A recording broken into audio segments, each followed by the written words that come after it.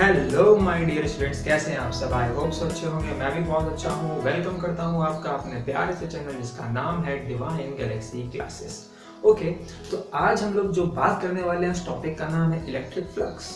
Okay, तो electric flux समझने से पहले एक बेसिक बात हम लोग जानेंगे जिसका नाम है एरिया वेक्टर। ओके, तो यहाँ पर मैं देखता हूँ हेडिंग लिखते हैं एरिया वेक्टर। बेटा एरिया तो हमने सुना था, एरिया वेक्टर किसे कहते हैं, या फिर क्या एरिया वेक्टर क्वांटिटी होती है? तो आंसर है यस, एरिया एक वेक्टर क्वांटिटी है। क्वेश्चन है अगर एरिया वेक्टर क्वांटिटी है तो उसकी डायरेक्शन किधर होती है? तो आंसर है कि जो सरफेस होता है, सपोज दैट अगर ये सरफेस है तो सरफेस के परपेंडिकुलर, मेरी बात समझ रहे हैं, ये क्या होगी? डायरेक्शन ऑफ एरिया हो गई। ओके, अगर मैं कह दूं यहाँ पर एक सरफेस ले लीजिए ऐसे, अगर मैं कहूँगा इसकी डायरेक्शन कैसी होगी तो इसके परपेंडिकुलर।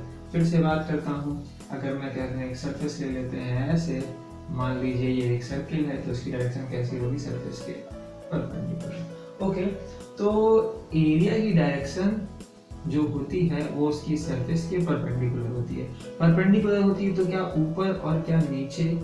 यस, दोनों तरफ हो सकती है। आंसर क्या है? डायरेक्शन हम लोग ऊपर भी ले सकते हैं और नीचे भी ले सकते हैं, या फिर इस सरफेस की जो डायरेक्शन होगी वो आउटवर्ड भी हो सकती है और इनवर्ड भी हो सकती है। ओके, ठीक है। सबसे पहले बात करते हैं एरिया एक वेक्टर क्वांटिटी है तो इसको और अच्छे से समझते हैं। चलिए समझा जाए। मान लीजिए ये हमने एक कोऑर्डिनेट बनाया, कोऑर्डिनेट बना लेते हैं। ओके, ये हो गया हमारा x कोऑर्डिनेट, ये हो गया हमारा y कोऑर्डिनेट और ये हो गया z। ओके, क्या करते हैं यहाँ पर एक एरिया ले लेते हैं कुछ ऐसे। ओके, मान लीजिए ये इसकी साइड है a और ये भी साइड है a। ओके, तो ये स्क्वायर है। मैं कह रहा हूँ कि मुझे इस एरिया के बारे में बताइए, एरिया कितना होगा? तो आंसर है इसका जो एरिया होगा, एरिया वो होगा a into A square. Basically यही तो बोलोगे, मगर अगर और अच्छे से देखा जाए तो मैं इसको इस तरह समझाता हूँ। लाइक मैं इस पॉइंट को बोल दे रहा हूँ P, इस पॉइंट को बोल दे रहा हूँ Q, इस पॉइंट को बोल दे रहा हूँ R और इस पॉइंट को बोल दे रहा हूँ S। तो इसका जो एरिया निकाला जाएगा वो एरिया होगा PQ vector into PS vector. बात समझ में आती है? मतलब एरिया जो होता है बेसिकली जो होता है साइड स्क्वायर होता है, this side into this side. Okay, तो PQ इनटू PS। अब जरा सोचिए, PQ जो वेक्टर है उसको हम क्या कह सकते हैं? तो उसको हम कह सकते हैं A। ओके, और इसकी जो डायरेक्शन है उसको, क्योंकि along to the x axis है, तो A आई कैप बोलेंगे क्या? बोलिए मेरी बात को समझ रहे हैं? A आई कैप बोलेंगे क्या? PQ को क्या हम लोग A आई कैप बोलेंगे? देखिए ये इस तरह से, मैग्नीट्यूड कितना है इसका A और डायरेक्शन क्या है? To the direction of x axis. x axis के यूनिट वेक्टर को आई कैप बोलते हैं। इनटू इसको क्या बोलेंगे? PS को क्या बोलेंगे? तो PS जो है, या फिर कह लीजिए SP बोल दिया जाए, S से P, तो ये जो होगा ये होगा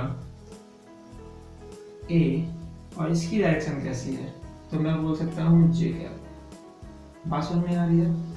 तो अगर इसको मल्टीप्लाई करेंगे तो देखिए मैग्नीट्यूड A स्क्वायर हो जाएगा और I क्रॉस J को आपने पढ़ा था K कैप। ओके, मेरी बात समझ रहे हैं? तो जो आपका एरिया निकल के आया वो कितना निकल गया? A square K cap. अब K कैप का मतलब क्या है? ये अगर आपका वेक्टर I कैप था, इधर की तरफ J कैप था, तो I क्रॉस J करेंगे तो कैसा आएगा? I क्रॉस J, तो परपेंडिकुलर बाहर की तरफ आएगा, तो ये कैसा होगा? K cap.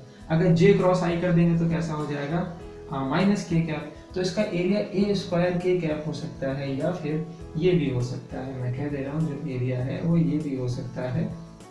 बात समझ रहे हैं बच्चों? माइनस ए स्क्वायर के कैप। ओके, क्लियर है? तो कहने का मतलब एरिया एक वेक्टर क्वांटिटी है और उसकी डायरेक्शन सरफेस के परपेंडिकुलर होती है। ओके, तो इसकी डायरेक्शन कैसी होगी? ये इधर के कैप की डायरेक्शन में। फिर से बात करते हैं। सपोज जेड मान लीजिए, ये कोऑर्डिनेट बनाया मैंने x y z। अब क्या करता हूँ, यहां पर एक ऐसे करके मान लो मैंने एक सर्किल ले लिया, समझ रहे हैं, और जिसकी जो रेडियस है वो r है।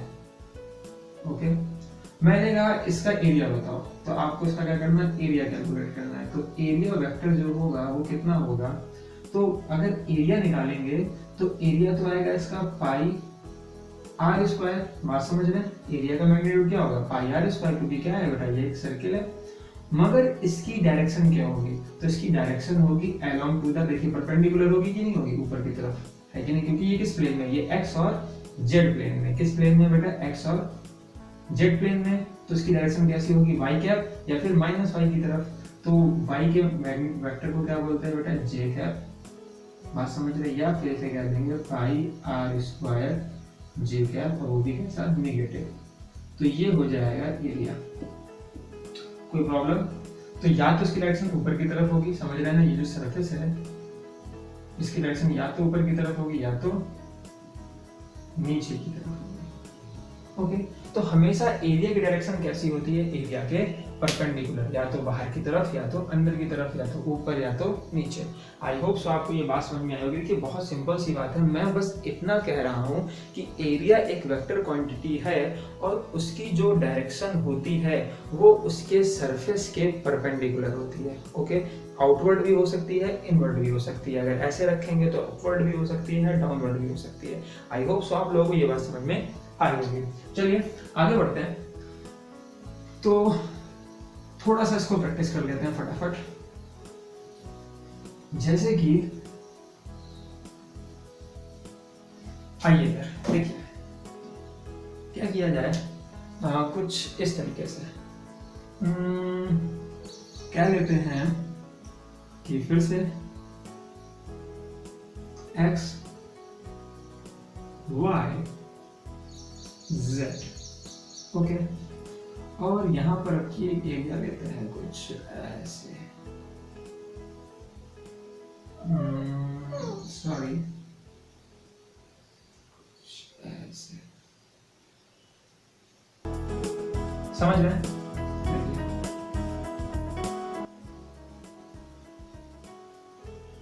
ठीक है, क्लियर हो रहा है? ये एक एरिया है। अब मैंने कहा कि इसके बारे में बताओ, ये एरिया कितना होगा और डायरेक्शन किधर होगी। तो देखिए अब क्या कर सकते हैं यहाँ पर। अब आपको ये वेक्टर नहीं पता, लाइक इसका नाम ले देते हैं बेटा पी क्यू आर एस। तो आपका जो एरिया होगा वो एरिया होगा vector P Q, okay, cross vector P S, ऐसा। ठीक है, इसका इससे क्या कर दो? मल्टीप्लाई कर दो। अब ये कितना है नहीं पता, तो मैं इसको कुछ नाम दे देता हूँ। देखिए बेटा ये वाई एक्सिस पर है, पी से क्यू, पी क्यू किस एक्सिस पर? वाई एक्सिस पर है। मान लीजिए इसका मैं नाम दे रहा हूँ 4j कैप। ओके, क्लियर है? तो ये हो गया आपका 4j कैप। तो यहाँ लिख देते हैं पी क्यू कितना है? 4j cap. क्या इसका कोई कंपोनेंट आई कैप और के कैप भी होगा? आंसर है नहीं, क्योंकि ये सिर्फ और सिर्फ कैसा? वाई एक्सिस में। मगर इसकी बात करो पी एस, पी एक्स जो है पी एस वो एक्स और जेड प्लेन में है। तो इसका जो वेक्टर लिखेंगे वो कुछ ऐसा, लाइक मैं क्या देता हूँ, मान लीजिए ये है हमारा 2 और ये है हमारा लाइक 3। तो मैं ऐसे कह सकता हूँ 2i cap plus 3k cap. बोलिए ये बात समझ में आ रही है? क्योंकि ये तो x और z प्लेन में है ना, तो इसका कंपोनेंट i का भी होगा और k का भी होगा। तो इसकी वैल्यू कितनी हो जाएगी? इसकी वैल्यू हो जाएगी 2i कैप और साथ में 3k कैप। ओके, अब सिंपल है, आप लोग कर सकते हैं। अगर इसका मल्टीप्लाई करेंगे इसमें क्रॉस प्रोडक्ट, तो ये कितना हो जाएगा 8। और j क्रॉस i को क्या बोलते हैं बेटा? तो आई क्रॉस जे के था, जे क्रॉस आई माइनस के, तो ये हो जाएगा माइनस के कैप, प्लस लगाएंगे, ठीक है, इसका मल्टीप्लाई इसमें होगा, ये कितना हो जाएगा 12, और जे क्रॉस के कितना होगा, तो जे क्रॉस के होगा आई कैप। ओके, बात समझ में आ गई। तो जो एरिया निकल के आया वो रिजल्टेंट कितना निकल के आया, एरिया आपका निकल के आया इतना। ओके, कोई प्रॉब्लम है? देखिए ये वाला कंपोनेंट, ये वाला वेक्टर और ये वाले वेक्टर का मल्टीप्लाई कर लिया आपने, ये आप लोग क्लास 11 में पढ़ चुके हैं, तो बहुत सिंपल है। तो इस तरह से आप एरिया निकाल सकते हैं। डायरेक्शन वैसे तो क्या है कि जो सरफेस है आपका, लाइक मान लीजिए ऐसे तिरछा रखा है तो परपेंडिकुलर बाहर की तरफ या फिर उस तरफ, अगर ऐसा रखा है, समझ रहे मेरी बात को, तो इस तरीके से डायरेक्शन निकल सकती है। वैसे डायरेक्शन क्या है, के और आई में है, के और मतलब जेड और एक्स में ये डायरेक्शन कुछ इस तरह से होगी। ओके, चलिए, तो ये तो हो गया हमारा एरिया वेक्टर। ओके, रब करते हैं और आगे बढ़ते हैं, एक और देखते हैं। सपोज दैट मान लेता हूं मेरे पास एक क्यूब है, एक क्यूब बना लेते हैं।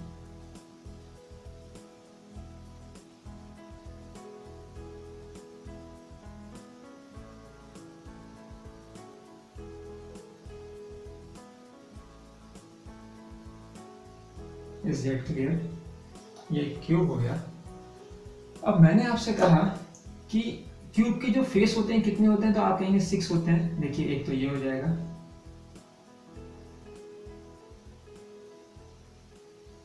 ठीक है बेटा।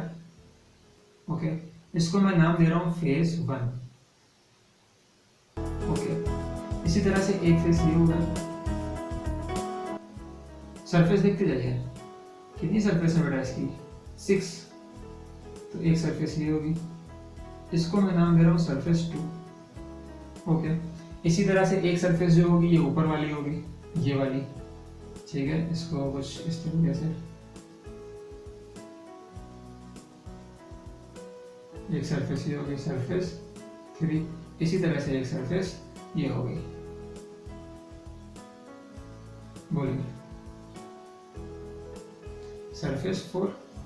ओके, तो 1 2 3 4, एक सरफेस ये फ्रंट वाली होगी, क्या कह देता हूं मैं, फ्रंट सरफेस, इसको सरफेस 5 बोल दे रहा हूँ, और एक होगी हमारी बैक सरफेस, जिसको मैं सरफेस 6 बोल दे रहा हूँ। बात समझ में आ रही है? तो सरफेस 1 है, सरफेस 2 है, 3 ऊपर वाली, 4 नीचे वाली, 5th नंबर की सरफेस बाहर वाली, ओके, और 6 वाली ये पीछे वाली। ओके, तो इस तरह सरफेस है। मैंने कहा हर सरफेस का एरिया वेक्टर बनाइए। अब देखिए क्या है, जो क्यूब है बेटा, जो क्यूब है, ठीक है, वो एक क्लोज सरफेस है। कैसा है, क्लोज सरफेस है, ठीक है ना। ये बॉडी जो है कैसी, क्लोज्ड है। तो देखिए जब एक ओपन है, जैसे कि ये एक एरिया था, सरफेस था, ओपन सरफेस थी, ठीक है, एक स्क्वायर था, तो इसकी जो डायरेक्शन होती है वो आउटवर्ड भी हो सकती है, इनवर्ड भी हो सकती है। बात समझ रहे, मतलब कि बाहर की तरफ भी और अंदर की तरफ भी। मगर जब यही हमारा क्लोज हो जाएगा, ओके, तो इस सरफेस की जो डायरेक्शन होगी वो सिर्फ और सिर्फ कैसी होगी, आउटवर्ड होगी। ओके, मतलब कि ऐसे बाहर की तरफ। जैसे कि ये सरफेस है, इसकी डायरेक्शन जो होगी सिर्फ और सिर्फ आउटवर्ड होगी। ओके, क्लियर है? तो हम लोग सिर्फ और सिर्फ इसकी एक ही डायरेक्शन कंसीडर करेंगे जब ये क्लोज हो जाता है। ओके, वैसे ये हो जाएगा तो इसकी डायरेक्शन कैसी होगी, एक होगी बाहर की तरफ, इसकी डायरेक्शन कैसी होगी, एक होगी बाहर की तरफ। ओके, तो इस तरीके से तो क्लोज के थ्रू जो डायरेक्शन निकलेंगी तो इसकी डायरेक्शन कैसी होगी, तो इसकी डायरेक्शन आप समझ रहे हैं, इसकी डायरेक्शन कुछ एरिया वेक्टर ऐसा होगा, इसका एरिया वेक्टर ऐसा होगा। ओके, क्लियर है? इसका एरिया वेक्टर कैसा होगा, ऊपर की तरफ होगा, इसका एरिया वेक्टर कैसा होगा, नीचे की तरफ होगा, आउटवर्ड। ओके, फ्रंट वाले का कैसा होगा, ऐसा बाहर आएगा, और बैक वाले का अंदर की तरफ। ओके, जो फ्रंट वाली सरफेस है उसका कैसा होगा, बाहर, और जो पीछे बैक वाली सरफेस है उसका कैसा होगा, अंदर। ओके, तो ये बात क्लियर हो रही है आपको? तो इस तरीके से किसी क्लोज बॉडी की हम लोग डायरेक्शन निकाल सकते हैं। एक और करते हैं। सपोज दैट मेरे पास एक सिलेंडर है, ये देखिए, तो सिलेंडर में बेसिकली कितनी सरफेस होती है, तो सिलेंडर की 3 सरफेस होती हैं। देखिए अगर ये एक सिलेंडर है तो एक सरफेस तो ये वाली होती है, ये वाली, एक सरफेस ये वाली होती है, और एक कैसी होती है, कर्व सरफेस। ओके, ये वाली सरफेस, समझ रहे हैं मेरी बात को, ये कर्व सरफेस। तो इसकी डायरेक्शन कैसी होगी, तो रेडियली आउटवर्ड बाहर की तरफ। इसकी डायरेक्शन कैसी होगी, आउटवर्ड बाहर की तरफ। इसकी कैसी होगी, तो ये कर्व सरफेस है तो इस पर नॉर्मल खींचिए। ओके, जो डायरेक्शन ऑफ एरिया सरफेस पे परपेंडिकुलर बता रहा हूँ ना मैं, तो इस पर नॉर्मल खींचिए। तो इस जगह पर ऊपर की तरफ, जब ये बाहर की तरफ आएंगे तो ये आपकी तरफ होगी, जब इधर पीछे की तरफ आएंगे तो ये मेरी तरफ होगी, जब ऐसे नीचे की तरफ जाएंगे तो ये ऐसे। समझ रहे हैं ना बेटा?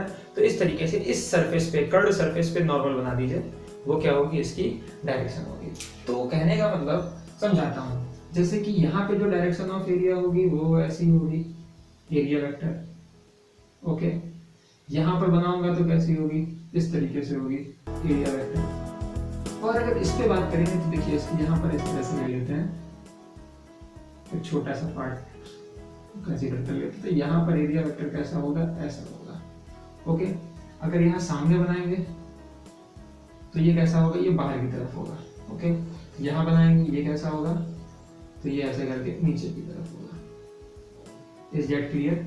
आपको बात समझ में आ रही है? इसके थ्रू कैसा होगा, ये ऐसे बाहर की तरफ, यहाँ पर ऐसे ऊपर की तरफ, यहाँ पर ऐसे नीचे की तरफ। तो कर्व्ड सरफेस पर कह लीजिए जैसे कि जो हमारा कॉम होता है, लाइक अगर मैं कह दूँ ऐसे करके, मान लीजिए कुछ ऐसा बनाता हूँ,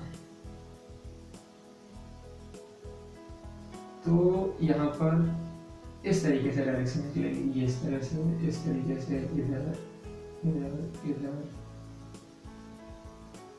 बात समझ रहे हैं आप? ठीक है। और ये कैसा होगा, कुछ इस तरीके से। ओके, तो इस तरीके से डायरेक्शन मतलब इसकी पीछे साइड वाली अंदर की तरफ और इधर की तरफ, बाहर की तरफ। ओके, तो आई होप सो आपको ये बात समझ में आ रही होगी। क्लियर है? तो सरफेस पर हमेशा नॉर्मल। तो ये हो गई डायरेक्शन ऑफ एरिया। तो आई होप सो ये सारी बातें आपको क्लियर हुई होंगी। मैं रब करता हूँ।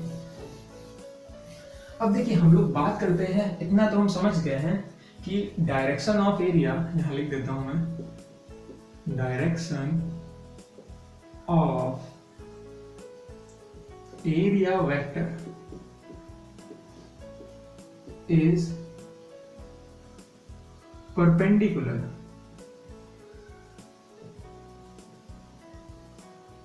to the surface. Okay, direction of area vector is perpendicular to the surface. हमेशा कैसे भी सरफेस के परपेंडिकुलर। ओके, अब देखिए आगे बात करते हैं। अब हम बात करेंगे इलेक्ट्रिक फ्लक्स की। तो इलेक्ट्रिक फ्लक्स क्या होता है, सबसे पहले तो उसकी डिफिनेशन लिख देता हूं मैं। इलेक्ट्रिक फ्लक्स, इलेक्ट्रिक फ्लक्स किसे कहते हैं भाई, किस चिड़िया का नाम है? बहुत सारी लोग हैं इसको हवा बना के समझाते हैं, पर ऐसा कुछ भी नहीं, बहुत सिंपल सी चीज है। तो पहले तो इसकी डेफिनेशन लिखेंगे, फिर डिस्कस करेंगे। इलेक्ट्रिक फ्लक्स, तो मैं कहूंगा the number of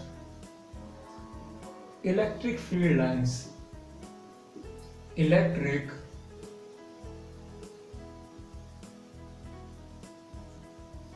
field lines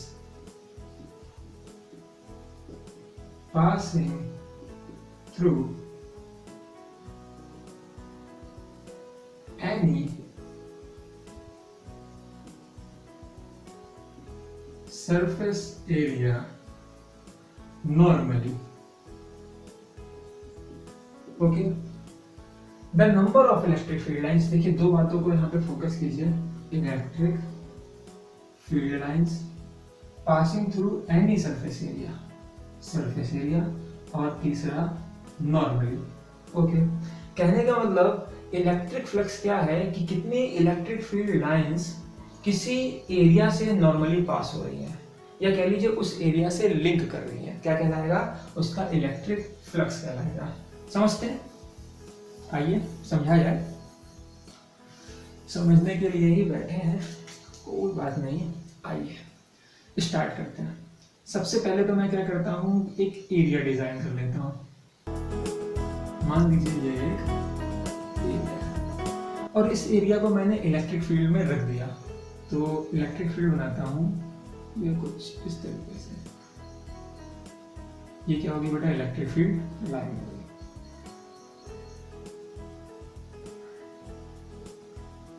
okay, मेरी बात समझ में आ रही है ना? आ रही है? यार तुम लोग बोलते ही नहीं हो। कुछ ऐसा। ये क्या है?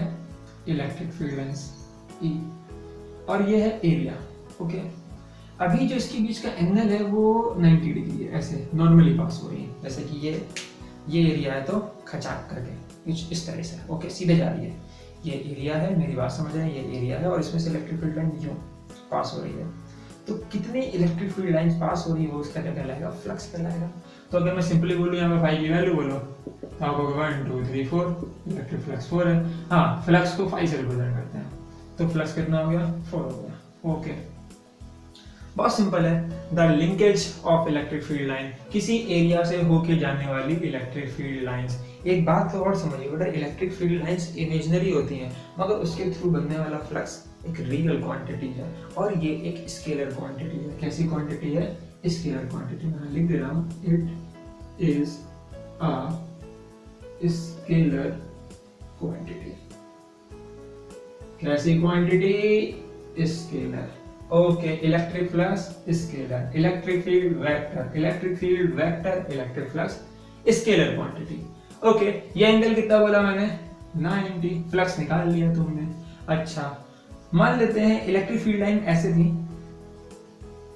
ये इलेक्ट्रिक फील्ड लाइन थी और ये इलेक्ट्रिक फील्ड लाइन थी। ओके, तो इलेक्ट्रिक फील्ड लाइन में एक एरिया लेकर आया, प्लेस कर दिया, उसमें से इलेक्ट्रिक फील्ड लाइन होके गुजरने लगी। तुमने कहा यहाँ पे फ्लक्स है, हमने पूछा कितना, तुमने कहा जितनी लाइन लिंक कर रही है, काउंट कर लिया 1 2 3 4, आपने बोला फ्लक्स 4 है। मैंने कहा ये बताइए ये जो फ्लक्स है ये किन किन बातों पर डिपेंड करता है?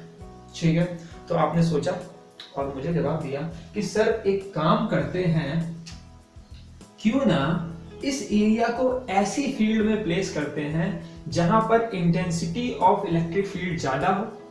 अब बेटा देखो, इंटेंसिटी ऑफ इलेक्ट्रिक फील्ड ज्यादा होगी तो लाइंस जो होंगी वो डेंस होंगी, पास पास होंगी। मतलब कि जैसे कि ये एक इलेक्ट्रिक फील्ड थी, एक इलेक्ट्रिक फील्ड और बनाता हूं ऐसे, समझ रहे हैं? क्लियर है? पहले एरिया बना लेता हूं। ये रहा मेरा एरिया, मेरा नहीं आप सबका, आप सबका भी नहीं, इसका। ओके, और अब की जो मैंने इलेक्ट्रिक फील्ड लाइन है वो कुछ ऐसे बनाई है, दिस।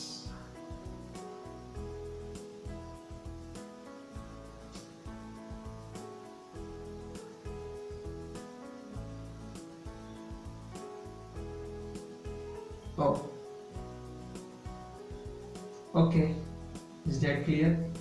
तो यहां पर आप ऑब्जर्व कर रहे हैं कि वो जो एरिया है उसमें क्या intensity of electric field line ज्यादा है। फ्लक्स बताइए, फाई की वैल्यू 1 2 3 4 5 6 7। ओके, फील्ड लाइंस ज्यादा होंगी तो उसमें से ज्यादा पास होंगी ना। यहीं पे सोच लीजिए, अगर इंटेंसिटी ज्यादा होती तो ज्यादा फील्ड लाइन पास होती कि नहीं होती? तो इसका मतलब ये हुआ कि जो क्वेश्चन था कि फ्लक्स किन बातों पर डिपेंड करता है, तो flux is proportional to the electric field. Intensity of electric field जितनी ज्यादा होगी, इलेक्ट्रिक फ्लक्स उतना ज्यादा होगा। ओके, एक बात तो ये हो गई। दूसरा मैंने कहा कि बताओ इलेक्ट्रिक फ्लक्स और कैसे बदल सकता है, क्या क्या हो सकता है? क्योंकि इलेक्ट्रिक फ्लक्स है क्या? Linkage of field line in any area, surface area से लिंक होने वाली फील्ड लाइंस। तो एक तो आप इंटेंसिटी ऑफ फील्ड बढ़ा दो, लिंकेज क्या होगा? बढ़ जाएगा। दूसरा, क्यों ना आप एरिया बड़ा ले लो। सपोज एक एरिया ये है, अगर आप एरिया बड़ा कर लेते, ऐसे कर लेते, समझ रहे, इतना बड़ा एरिया ले लेते तो क्या होता? ओके, मेरी बात समझ रहे, ऐसे एरिया ले लेते, इतना बड़ा एरिया, ये दिस। ओके, तो इसमें क्या होगा? इससे भी लिंक होंगी और इस वाले से भी लिंक होगी। तो एरिया बड़ा हो गया तो क्या होगा? लिंकेज ऑफ फील्ड लाइंस क्या होगा? बढ़ जाएगा। तो अब ऐसा भी तो कर सकते थे, जैसे कि यहां समझते हैं, एक एरिया ऐसा है और एक एरिया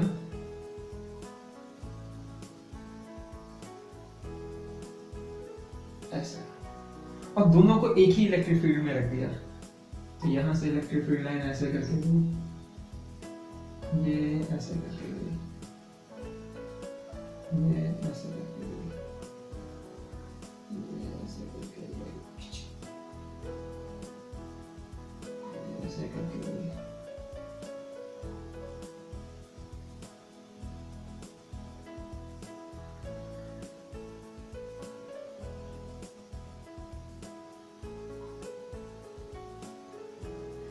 बात समझ रहे हैं? अब बताओ, तुमको तो कह रहे थे कि फ्लक्स जो है वो ई पर डिपेंड करता है। अब कि ई तो क्या है, दोनों में यूनिफॉर्म है, सेम इलेक्ट्रिक फील्ड रखी है, इसमें भी इसमें भी। मगर मैं कहूंगा इस एरिया A1 के थ्रू फ्लक्स बताओ, एरिया A2 के थ्रू फ्लक्स बताओ, तो तुम कहोगे φ1 इक्वल टू जो है 1 2, और कहोगे φ2 इक्वल टू 1 2 3 4 5 6। ओके, पास में नहीं। तो इसके थ्रू जो लिंकेज हुआ वो 2 लाइन का हुआ, इसके थ्रू 6 लाइन का हुआ। क्यों? क्योंकि एरिया बड़ा था। तो सिंपल है कि phi is also proportional to area. अगर एरिया बढ़ जाता है तो भी इलेक्ट्रिक फ्लक्स बढ़ जाएगा, सीधी सी बात है। छोटा एरिया है, कम फील्ड लाइन जाएंगे, बड़ा एरिया है, ज्यादा फील्ड लाइन जाएंगे। ओके, इसी तरह से तो इलेक्ट्रिक फील्ड की इंटेंसिटी पर डिपेंड करता है और एरिया पर डिपेंड करता है। इसके अलावा किस बात पर डिपेंड करता है, अब जरा समझते हैं इस चीज को। यहाँ पर मैंने एक वर्ड यूज किया है नॉर्मली। इसका क्या मतलब है यार? अगर नॉर्मली ना जाए तो ठीक है, सपोज दैट अगर ऐसा एरिया होता और इलेक्ट्रिक फील्ड लाइन ऐसे जाती आपकी तरफ, समझ रहे हैं, तिरछी, ये ऐसे ऐसे ऐसे नहीं ऐसे, तो भी तो लिंक हो रही है, तो लिंक होनी चाहिए ना। तो हम तो लिंकेज बोल रहे थे, मगर नॉर्मली क्यों बोल रहे हैं? चलिए समझाता हूँ।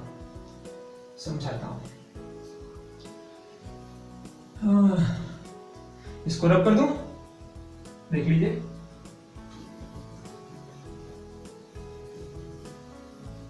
ठीक है, ओके। तो क्या करते हैं कि मान लेते हैं एक एरिया है, ये अगर फ्रंट से आप देखते हैं तो एरिया ऐसा दिखता है,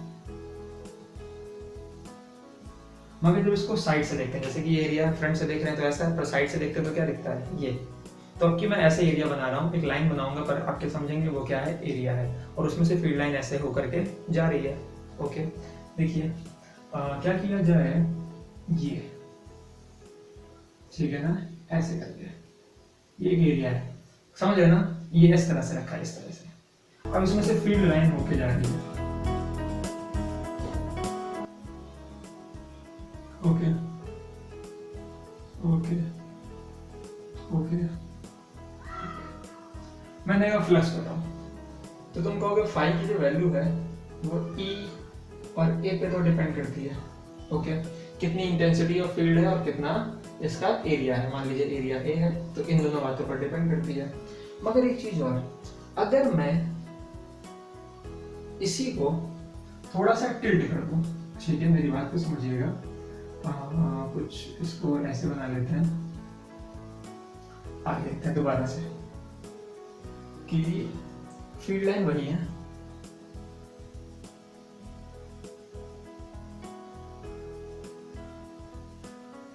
मगर मैंने आपकी इसी एरिया को क्या कर दिया, ऐसे करके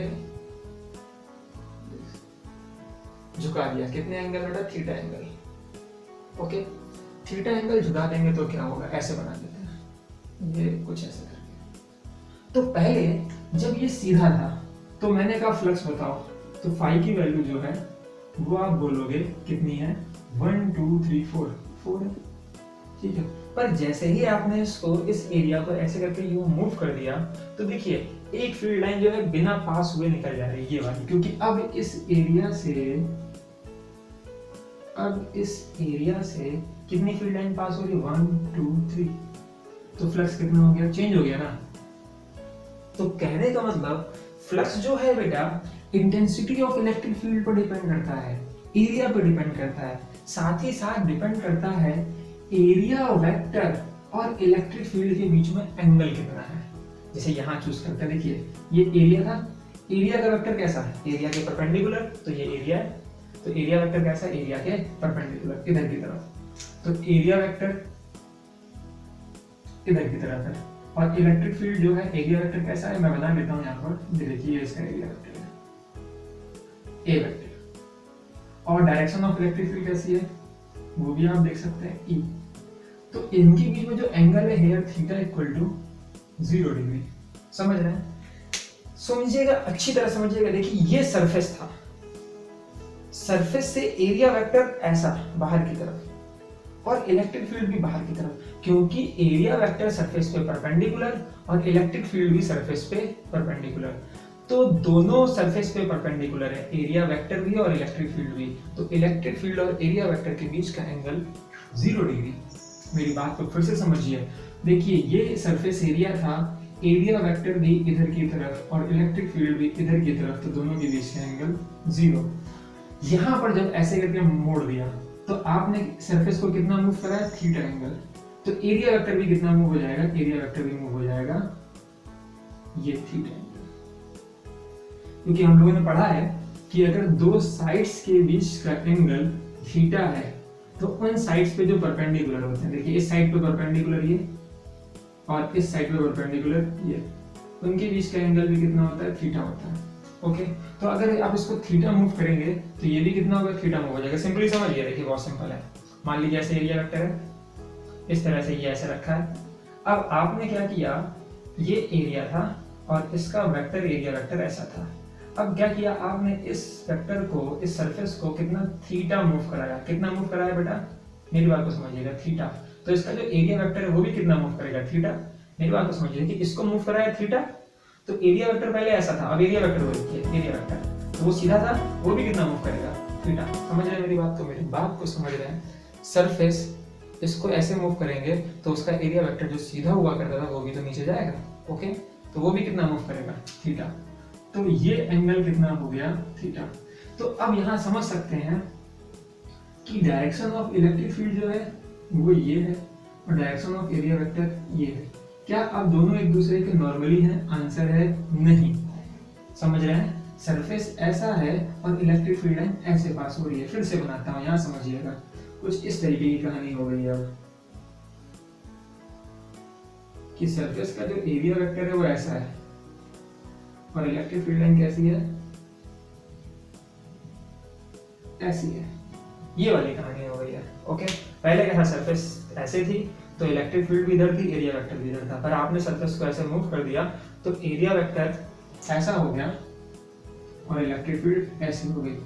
मैं डिफिनेशन में बोल रहा था कि इलेक्ट्रिक फील्ड सरफेस के परपेंडिकुलर जानी चाहिए, नॉर्मली होनी चाहिए, पर क्या अब वो यहाँ पर नॉर्मली है, आंसर है नहीं।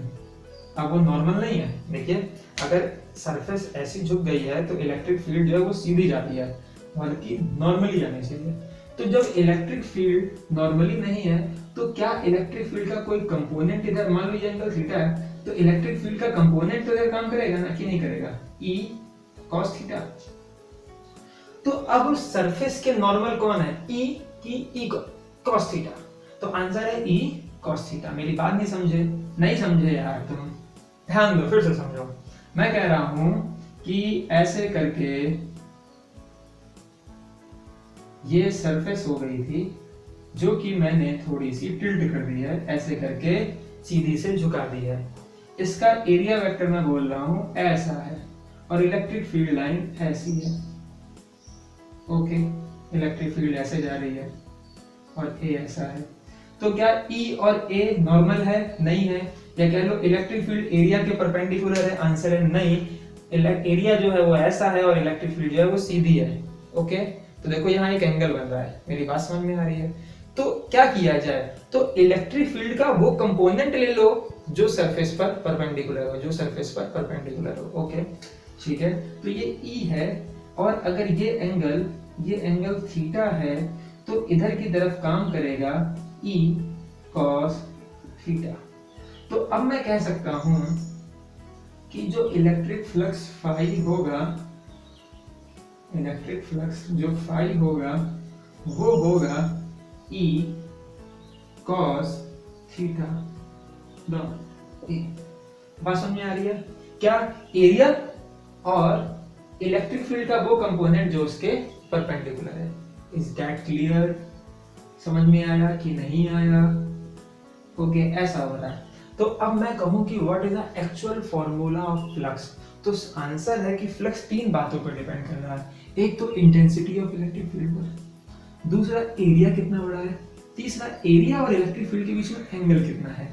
एंगल बदलने के साथ फ्लक्स बदलेगा, ठीक है। जैसे कि अभी सीधा है तो सारी लाइन फ्लक्स में लिंक हो रही है, इतना मोड़ देंगे तो एक लाइन कम होगी, और मोड़ देंगे और मोड़ देंगे। अगर ऐसा कर देंगे, ऐसा हॉरिजॉन्टल, तो एक भी लाइन इस एरिया से क्या लिंक हो रही है? आंसर है नहीं। या तो कुछ ऊपर से चली जाएंगी या तो नीचे से चली जाएंगी। कोई भी लेक्चर बिना मार्कर या कैप गिरे हो ही नहीं सकता। कोई बात नहीं, जब गिर जाता है तो मैं उठा भी सकता हूँ। आइए इधर। तो यहां से समझ में आ रहा है कि जो इलेक्ट्रिक फ्लक्स है वो एक तो ई पे डिपेंड करता है, ठीक है, दूसरा ए पे डिपेंड करता है, तीसरा उनके बीच के एंगल के कोसाइन कॉस थीटा पर डिपेंड करता है। इस तरह से, क्योंकि देखिए हॉरिजॉन्टल कंपोनेंट ही तो हम लेंगे। अगर ये एंगल थीटा है, थीटा क्या है? ई और एरिया वेक्टर के बीच का एंगल, इलेक्ट्रिक फील्ड और एरिया वेक्टर के बीच का एंगल।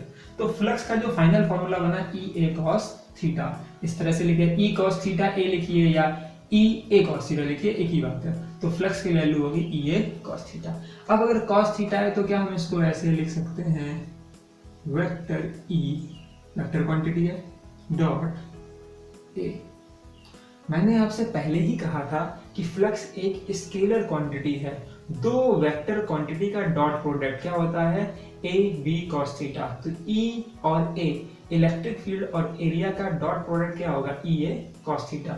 इसको हम लोग क्या बोल सकते हैं? Electric flux. ओके, चलिए देखते हैं क्या ये सेटिस्फाइड कर रहा है फॉर्मूला। तो एक बार कैलकुलेशन करते हैं। मान लेते हैं फिर से कि ये मेरा एक एरिया बना लेते हैं।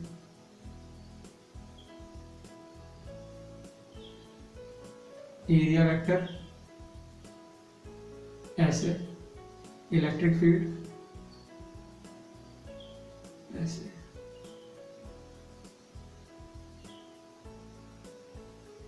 ओके,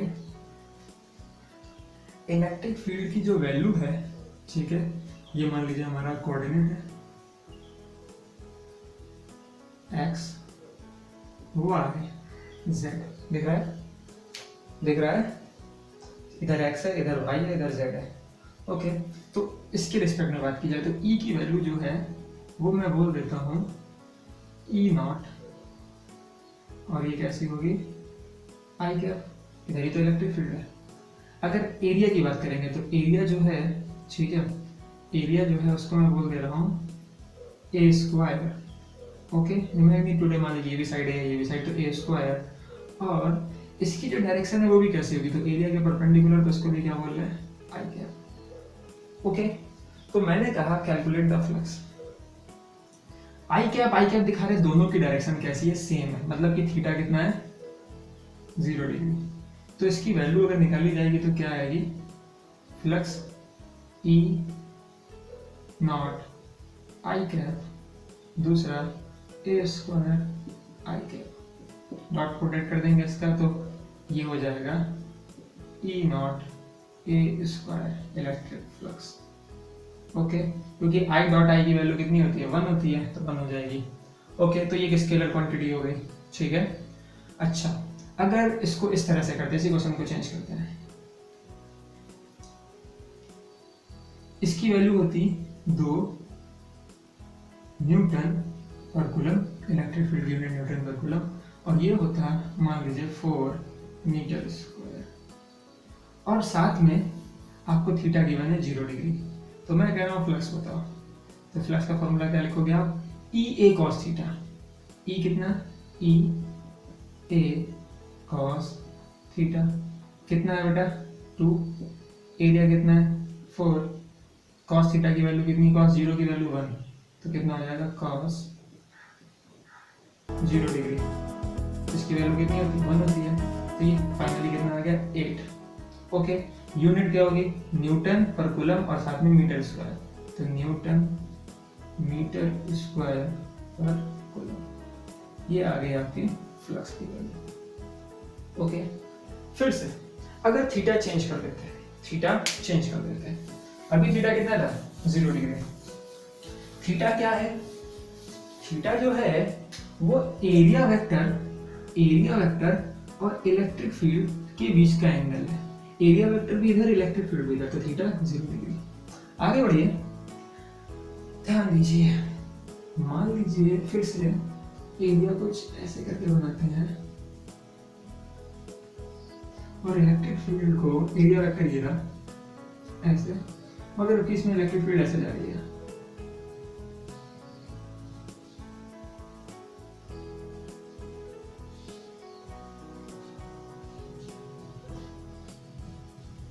ओके ठीक है, क्लियर है। तो ये क्या है हमारा बेटा एरिया वेक्टर, और ये क्या है हमारा इलेक्ट्रिक फील्ड। ओके, अब मैं कह रहा हूं electric field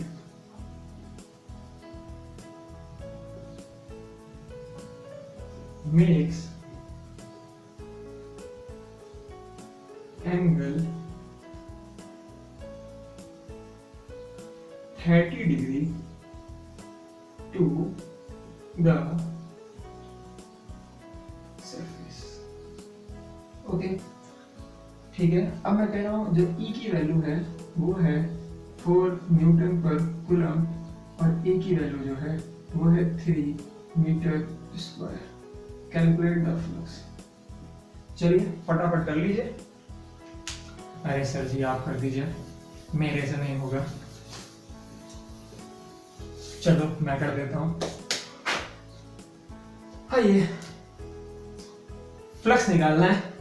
phi equal to E A cos theta. E की वैल्यू कितनी है 4, ए की वैल्यू कितनी है 3, कॉस थीटा की वैल्यू कितनी है 30। नहीं 30 नहीं है, क्यों नहीं है देखो समझो अच्छी तरह से। Electric field makes angle theta two the surface. Electric field जो है सरफेस से 30 डिग्री का एंगल बना रही है। ओके, ये क्या है एरिया वेक्टर, जो कि सरफेस के परपेंडिकुलर होता है। सरफेस से इलेक्ट्रिक फील्ड के बीच का एंगल कितना है 30 डिग्री। सरफेस से इलेक्ट्रिक फील्ड के बीच का एंगल कितना 30 डिग्री। सरफेस से एरिया वेक्टर के बीच का एंगल 90 डिग्री। सरफेस से इलेक्ट्रिक फील्ड का 30, सरफेस से एरिया वेक्टर का 90। एरिया वेक्टर और इलेक्ट्रिक फील्ड के बीच का एंगल क्या 60 डिग्री नहीं होगा? बोलो यार, तुम नहीं समझे कि नहीं समझे? इलेक्ट्रिक फील्ड का जो एंगल है हमने सरफेस से दिया था, ठीक है, और जो थीटा होता है वो एरिया वेक्टर। देखिए बेटा मेरी बात समझिए, सपोज दैट ये एरिया है, ओके, और इलेक्ट्रिक फील्ड ऐसे जा रही है, तो इलेक्ट्रिक फील्ड का सरफेस से, देखिए ये सरफेस है, ये सरफेस है, सरफेस से इलेक्ट्रिक फील्ड का एंगल कितना है 30, और एरिया वेक्टर तो ये सामने होता है ना, इधर ध्यान दीजिए। तो एरिया वेक्टर से इलेक्ट्रिक फील्ड, एरिया वेक्टर से इलेक्ट्रिक फील्ड के बीच का एंगल कितना होगा 60 डिग्री नहीं हो जाएगा? ओके, बात समझ में आई? देखिए इस तरह की बात हो रही है, इसको इस तरह समझाता हूँ। मान लीजिए ये एरिया क्या है, एरिया लाइन में समझिए 2D में, इलेक्ट्रिक फील्ड कैसे ऐसे, तो ये एंगल 30 दे रहा है। सरफेस से इलेक्ट्रिक फील्ड के बीच का एंगल गिवन है 30। यार तुम वाला एंगल लेते हो क्या? नहीं ना, तुम इस पर एरिया वेक्टर बनाओगे। बोलो हाँ। ये क्या है? ये है हमारा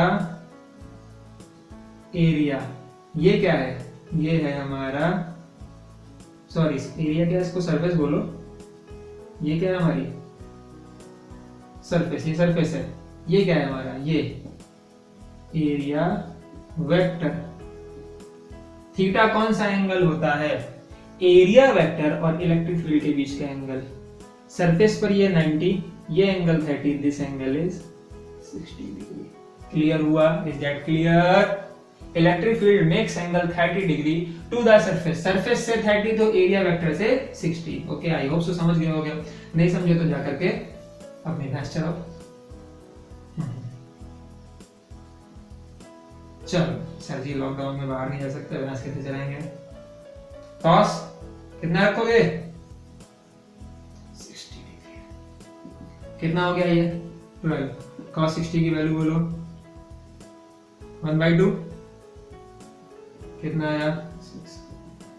6। यूनिट बोलो न्यूटन मीटर स्क्वायर पर कूलम। ये क्या हो गया?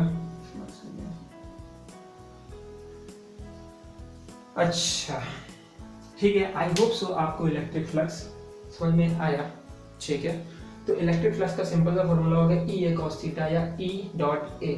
अच्छा अब एक चीज बताइएगा, यहाँ पर आपको नेट इलेक्ट्रिक फील्ड की इंटेंसिटी पता थी, पूरा एरिया पता था, मगर सब अब ये जो एरिया था ये प्लेन सरफेस थी। कैसी सरफेस थी?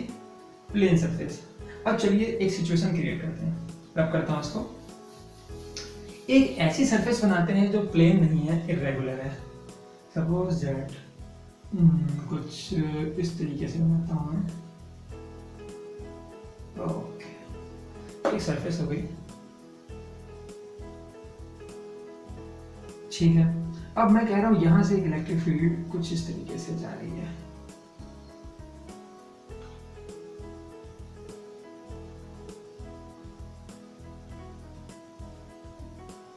इसमें से वो करते हैं,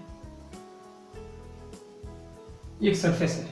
ठीक है, अब मैं कह रहा हूं कि मुझे इलेक्ट्रिक फ्लक्स कैलकुलेट करके बताओ। तो अब देखिए प्रॉब्लम क्या है कि यहाँ पर डायरेक्शन ऑफ इलेक्ट्रिक फील्ड जो है, जिस पॉइंट पर डायरेक्शन ऑफ इलेक्ट्रिक फील्ड थी तो टेंजेंट ले लीजिए। तो डायरेक्शन ऑफ इलेक्ट्रिक फील्ड कैसी है? ऐसी है। यहाँ पर डायरेक्शन ऑफ इलेक्ट्रिक फील्ड कैसी? सरफेस पर टेंजेंट लोगे तो ये डायरेक्शन ऑफ इलेक्ट्रिक फील्ड लोगे। यहाँ पर डायरेक्शन ऑफ इलेक्ट्रिक फील्ड कैसी है? टेंजेंट ले लो, तो डायरेक्शन ऑफ ई तो ये ऐसी है। ओके, अब यहाँ पर जो एरिया बनाएंगे ये दिस, यहाँ पर एरिया वेक्टर की डायरेक्शन जो है वो ऐसे है, समझ लीजिए।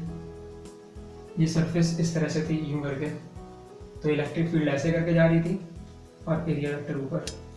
यहां पर अगर एरिया बना लूं मैं कुछ इस तरीके से,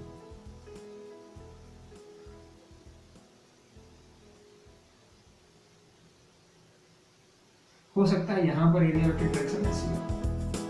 ओके, ये किसी डायरेक्शन में एरिया, ये किसी डायरेक्शन में एरिया वेक्टर। और यहां पे बात की जाए तो ये मान लीजिए ऐसे करके नीचे की तरफ गया, अंदर की तरफ, तो इसको मैं बनाऊंगा। तो यहाँ पर जो एरिया वेक्टर की डायरेक्शन है वो कैसी है? नीचे की तरफ। ओके, क्लियर हो रही है बात? देखिए इस तरह समझिए, जैसे कि मान लीजिए ऐसी कोई सरफेस है, ऐसे।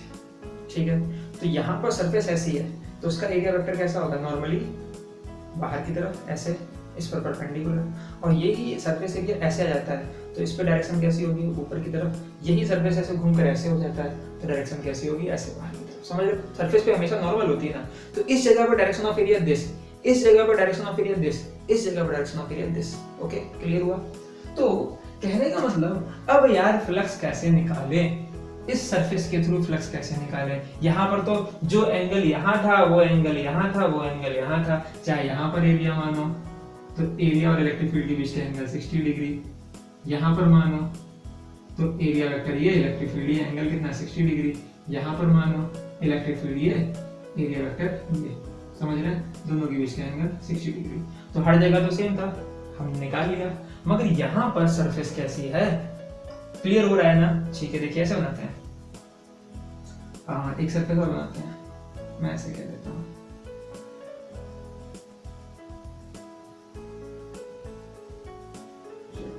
यहाँ पर ऐसे इलेक्ट्रिक फील्ड लाइन जा रही है। ओके, कॉन्सेप्ट समझ में आ रहा है? इसका मतलब ये ऐसा है, ब्लैंक कह लो हैंडकरचीफ, रुमाल जैसा, ऐसा ऐसा मुड़ा हुआ, ऐसी सरफेस है। यहाँ से इलेक्ट्रिक फील्ड लाइन एंटर कर रही है और वहां से निकल रही है। क्लियर हुआ? देखिए।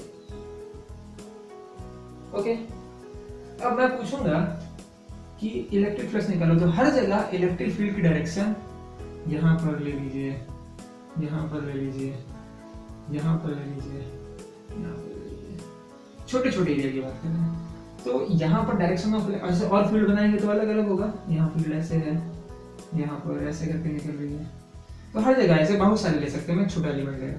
तो यहाँ पर डायरेक्शन ऑफ इलेक्ट्रिक फील्ड क्या है? ये इधर की तरफ। ओके, ये ऐसा है, ऐसा तो उधर की तरफ। वैसे यहाँ भी ऐसे ऐसे करके ये ए हो गया, ये ई हो गया, ये ए हो गया, ये ई हो गया। यहाँ पर बात करेंगे तो ये पीछे की तरफ है, ऐसा। ठीक है, तो इसमें इलेक्ट्रिक फील्ड ऐसी है और जो एरिया वेक्टर है वो यू है, यहाँ पे एरिया वेक्टर कैसा होगा, ऐसा होगा। ओके, समझ रहे हैं ना। ये सरफेस कुछ इधर की थी ऐसे करके, तो एरिया वेक्टर मेरी तरफ, ये सरफेस ऐसी थी तो एरिया वेक्टर उधर की तरफ। तो हर जगह पर एरिया वेक्टर जो है इलेक्ट्रिक फील्ड से डिफरेंट डिफरेंट एंगल बना रहा हो सकता है। यहाँ पर बना है 30 डिग्री, यहाँ पे बना है 35 डिग्री, यहाँ पे बना रहा है और यहाँ पर इलेक्ट्रिक फील्ड इधर है, इलेक्ट्रिक फील्ड ऐसे है और एरिया ये एंगल हो जाए मे बी मान लो 135 डिग्री और यहाँ पर इलेक्ट्रिक फील्ड ऐसे, इलेक्ट्रिक फील्ड तो उधर जा रही है ना, और ये एंगल निकालेंगे तो ये हो जाए मे बी 120 डिग्री। तो डिफरेंट डिफरेंट एंगल हर जगह पर हो सकते हैं। इस सिचुएशन में क्या करते हैं, क्लियर है। जब प्लेन सरफेस है सिंपल आपने E A cos थीटा लगा दिया, मगर जब ऐसा हो जाएगा तो क्या करेंगे, तो जब थीटा अलग अलग हो, इलेक्ट्रिक फील्ड और एरिया वेक्टर के बीच की जो डायरेक्शन है वो अलग अलग हो, एंगल थीटा अलग अलग आए, तो क्या किया जाए। तो उसके लिए हम क्या करते हैं, एक छोटे से एलिमेंट जैसे इस एरिया को मैं DA बोल दूं, क्या बोल दूं, DA, इसके थ्रू फ्लक्स कैलकुलेट कर लो और उसको पूरे के लिए क्या कर लो, इंटीग्रेट कर लो। ओके, तो चलिए एक काम करते हैं। अगर करेक्ट फॉर्मूला बोलूं मैं इलेक्ट्रिक फ्लक्स का, तो उसे मैं कहूंगा d phi और वो होगा E डॉट dA।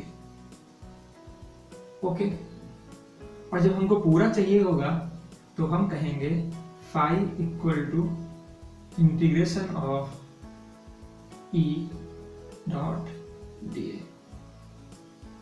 ओके, बात समझ में आ गई। तो छोटी सी सिचुएशन, जैसे कि मैं कहूँ यहाँ के लिए फ्लक्स बताओ, तो आप क्या कीजिए, फ्लक्स की वैल्यू लिखिए। मान लीजिए छोटा सा एरिया जो है, ये जो एरिया है इसको आपने नाम दिया है DA, क्या नाम दिया है, DA, और इलेक्ट्रिक फील्ड की वैल्यू यहाँ पर E। तो मैंने कहा इसके थ्रू फ्लक्स बताओ, तो इसके थ्रू फ्लक्स, छोटा सा एरिया है तो इसके थ्रू फ्लक्स क्या होगा, d phi equal to E DA। Okay, vector quantity के फॉर्म में लिखेंगे, ठीक है। फिर मैं कहूँगा पूरी के लिए थ्रू बताओ, तो इसको क्या कर दो आप, इंटीग्रेट कर दो, तो इस तरह से क्या आ जाएगा, इलेक्ट्रिक फ्लक्स आ जाएगा। ओके, चलिए करके देखते हैं, रब करते हैं इसको और बढ़ते हैं आगे। एक न्यूमेरिकल करते हैं, क्या किया जाए, मान लेते हैं कि एक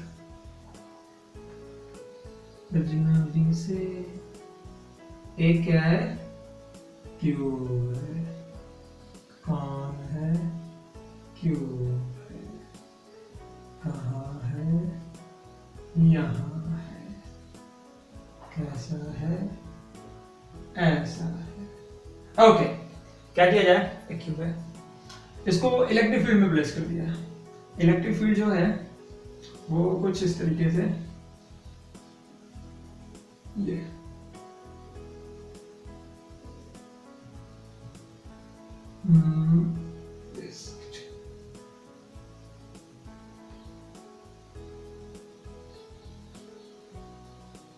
समझ रहे हैं ना, इस तरीके से जा रही है।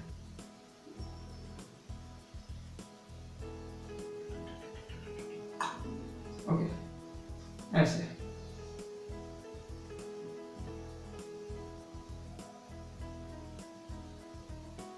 ऐसे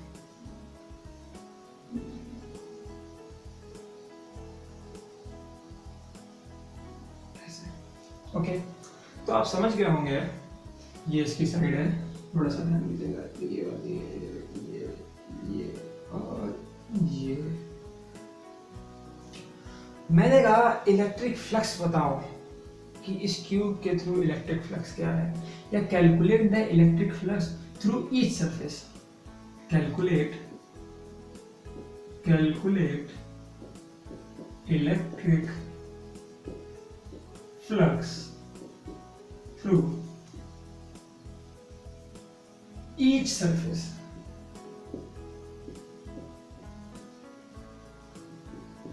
ओके, कोई बात नहीं, निकालते हैं। फॉर्मूला क्या है, E डॉट DA, फ्लक्स का फॉर्मूला। ओके, देखिए अब सरफेस को देखा जाए तो एक सरफेस तो ये है सरफेस 1, दूसरी ये है सरफेस 2, तीसरी ये है सरफेस 3 ऊपर वाली, सरफेस 4 नीचे वाली, सरफेस 5 सामने वाली ये रही।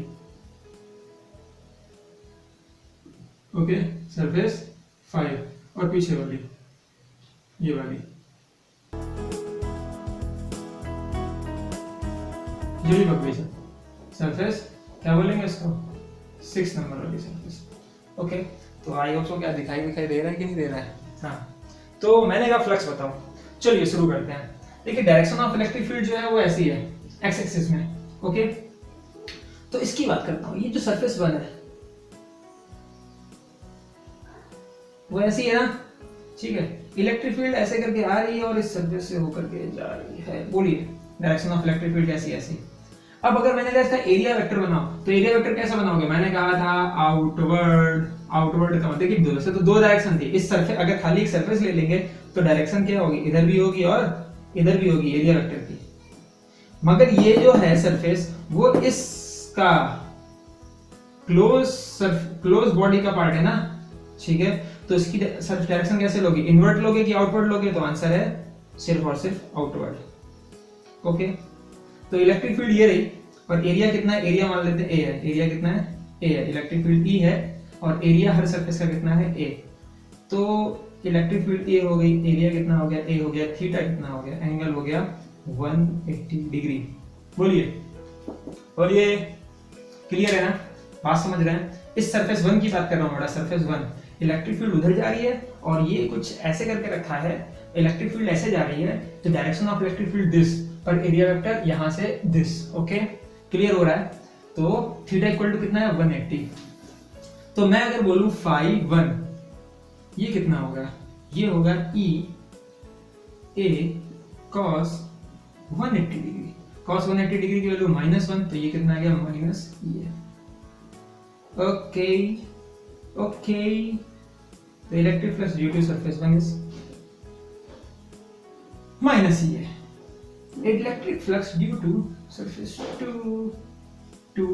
अब देखिए फिर से वही वाली बात मैं समझा रहा हूँ, ये जो सरफेस थी तो इसमें हमने dA जो लगाएंगे, समझिए मेरी बात को थोड़ा सा। जैसे कि हम एक छोटा सा एलिमेंट dA ले लेते तो इसकी डायरेक्शन इधर होती और यहाँ पे dA ले लेते तो इसकी डायरेक्शन भी इधर होती। मेरी बात समझ रहे हैं ना। जैसे कि ये सरफेस थी तो इस पे छोटे छोटे डीए बना लो।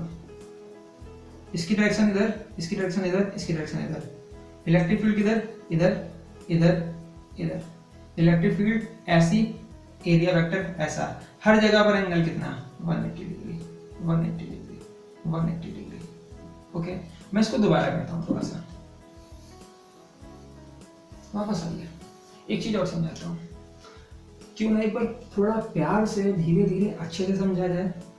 मैं सरफेस 1 बना रहा हूँ बेटा, surface 1। Direction of electric field this,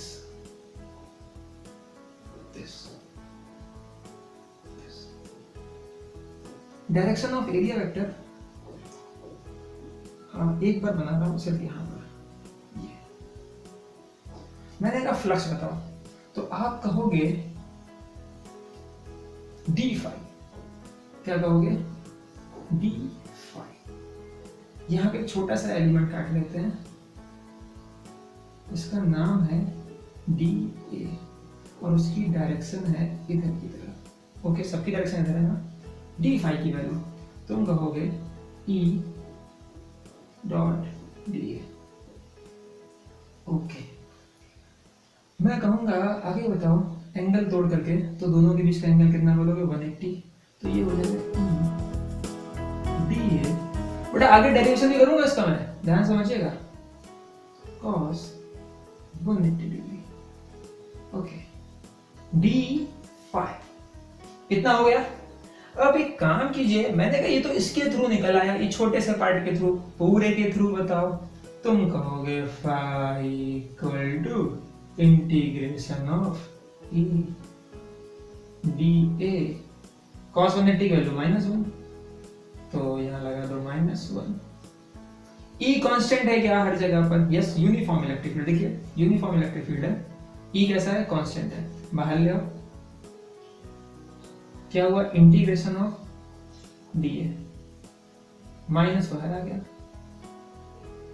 5। Okay, क्या वैल्यू होगी, इसकी वैल्यू हो जाएगी इंटीग्रेशन ऑफ ए dA करोगे तो dA। चलो थोड़ा दिमाग लगा लेते हैं। मैं कहता हूँ इसकी जो साइड है ये A है, सारी साइड कितनी है, A है। ये भी कितनी है, A है, और ये वाली भी कितनी है, A है। तो ये a इंटू ए कितना हो जाएगा, ए स्क्वायर। तो पूरा देखिए छोटे छोटे डी ए बनाओगे, ये भी a है और ये वाली भी कितनी है, ये वाली भी a है। तो डी ए बनाओगे छोटे छोटे, तो जुड़ के कितना आएगा, ए स्क्वायर पूरे एरिया के बराबर आएगा। इसे कितना कर दोगे, माइनस ई ए स्क्वायर। साइड ए है, ठीक है ना, तो ये आ गया प्लस। क्वेश्चन ये है कि सर आपने इस सरफेस का क्यों निकाला, पूरे का क्यों नहीं निकाला, ठीक है। तो आंसर बेटा ये है क्योंकि ये जो सरफेस 1 थी, इस पूरे पे जितने भी डीए एंगल ले लो, जितने भी डीए ले लो, सॉरी एंगल नहीं, जितने भी डीए सरफेस ले लो, सबके थ्रू एंगल 180 डिग्री है। बात समझ में आ रही है। चाहे डीए सरफेस कहीं भी बना लो, डायरेक्शन ऑफ इलेक्ट्रिक फील्ड इधर है, डायरेक्शन ऑफ एरिया इधर है, दोनों के बीच का एंगल 180 डिग्री है। क्या ये चीज इस सरफेस के लिए कॉमन है, आंसर नो। चलो मैं समझाता भी हूं। सरफेस 2 पे चलते हैं। सरफेस 2 पर मैं कहूंगा फ्लक्स ड्यू टू सरफेस, ये सरफेस 1 लेके चल लेते हैं, फ्लक्स ड्यू टू सरफेस 2 बताओ। तो तुम क्या करोगे, सरफेस 2 बना लोगे, बनाओ। आओ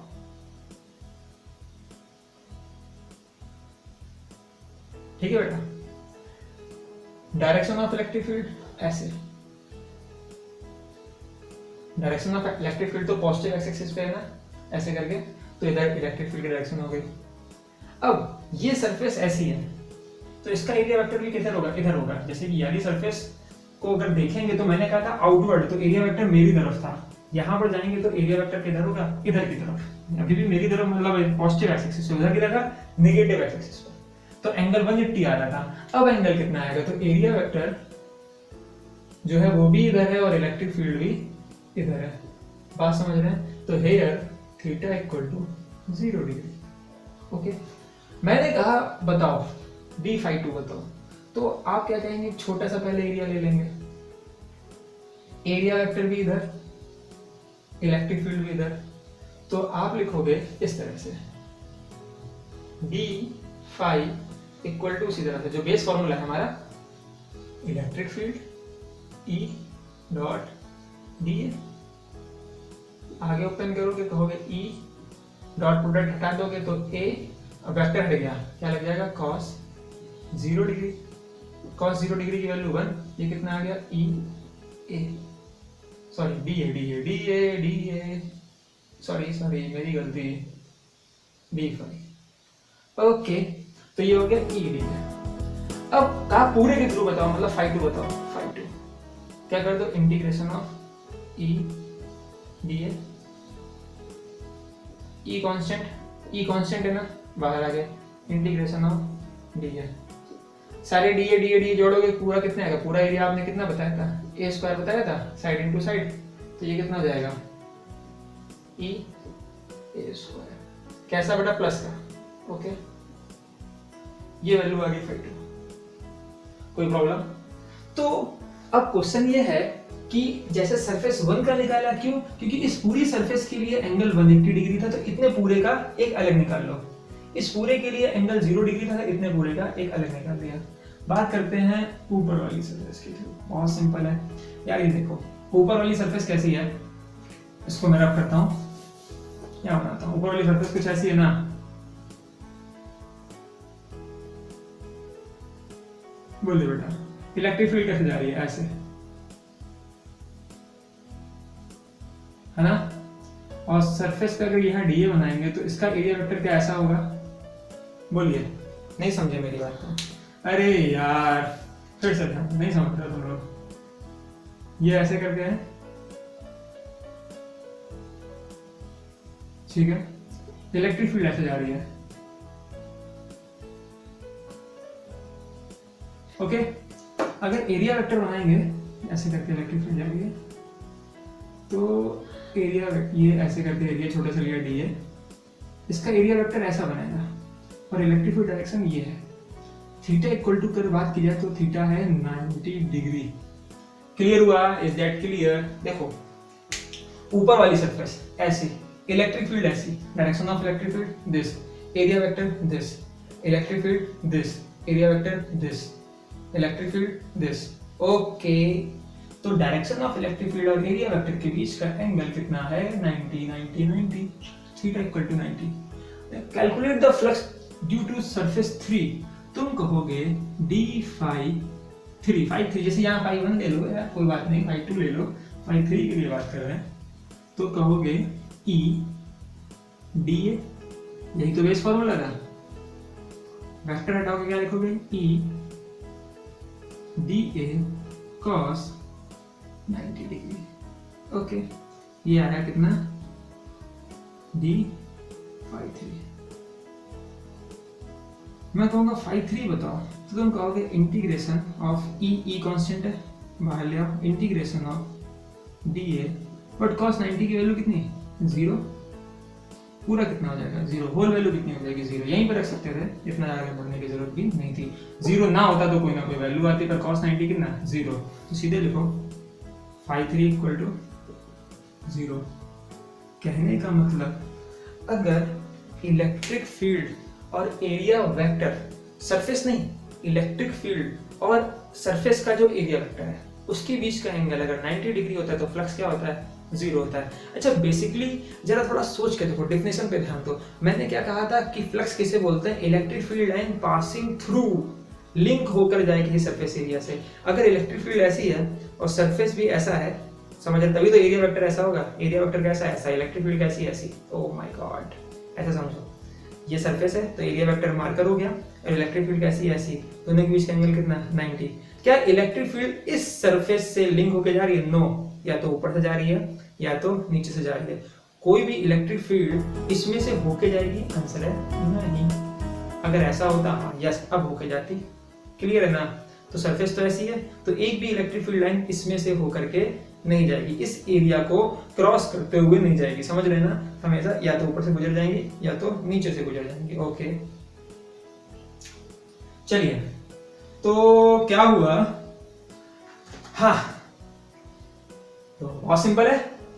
तो सरफेस थ्रू के थ्रू फ्लक्स कितना हुआ, सरफेस 3 के थ्रू फ्लक्स कितना हुआ, 0, क्योंकि इलेक्ट्रिक फील्ड ऐसे और एरिया वेक्टर ऐसे। सरफेस 4 के थ्रू सोचो, इलेक्ट्रिक फील्ड कैसी है, ऐसी, और एरिया वेक्टर कैसा है, नीचे। थीटा कितना बना, 90 डिग्री। यार तुम देख नहीं रहे यार, इधर देखो, ये क्या हुआ,